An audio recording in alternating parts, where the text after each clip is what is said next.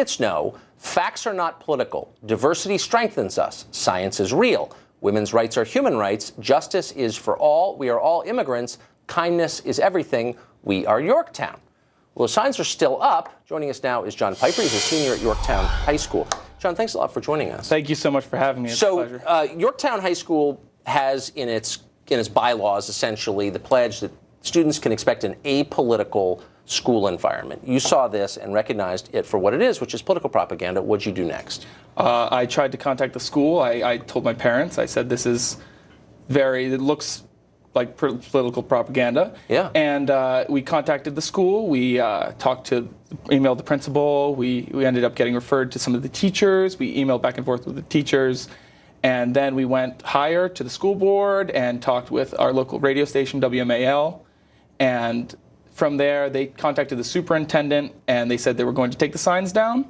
And then that was over a weekend period, and on Monday, the signs were still up, and we had gotten word that they had changed their minds, and they were keeping the signs up. So the idea is, I guess what bothers me so much about this story and why I'm so impressed by your response to it is it's the sneakiest kind of propaganda passing itself off as sort of obvious observations, as if people don't believe science. Are people in your school arguing that science is not real? No. So this is an attack on conservatives over evolution. That's what it is. Yes. Yeah. And climate change. And exactly.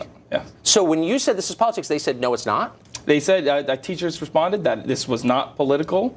This was policy. This was relevant and not apolitical. And it was ridiculous to me because it's obviously political. In such a heated political climate right now, this is very relevant. So you took this to some local media, and at least one of them ran a headline saying conservative students at Yorktown are against diversity. Yes.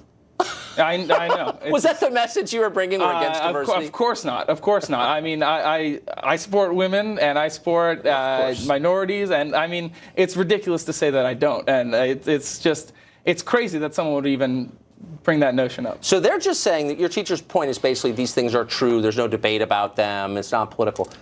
The right to keep and bear arms is in the Constitution. Obviously, it's the Second Amendment to the Bill of Rights. If you were to post that, you think, on the wall, how would that go over? I mean, there's a serious double standard here at play. Yeah. Conservative values would not be accepted on the walls of the school, especially not in the way they're doing them. They would see through that easily because it's majority liberal. I mean, there's no way you would be able to put conservative things like that on the wall. Right. It's absolutely ridiculous. Quoting the Bill of Rights now being regarded as the Constitution. I mean, you wouldn't be able to. What's funny is you saw right through this, and you had the guts to confront them about it, and it didn't do any good, but it certainly says something good about you, and, I think. A lot of students saw through it, and wouldn't speak up. And I talked to our teenage Republican group, and they said they didn't want to comment because they didn't want to start anything. And I thought that was ridiculous. Come on, I mean, you've got to say something when you see something wrong like this. Amen. Amen. John Piper, Yorktown High School. Remember the name. I'm going to vote for you for Senate someday. Thank you very much for joining us, John. Thank you so much for having me. Up next, Piers Morgan tried to point out that Trump's inauguration order is not exactly a Muslim ban. And for his efforts, he got the middle finger, both from comedian Jim Jeffries and from author J.K. Rowling.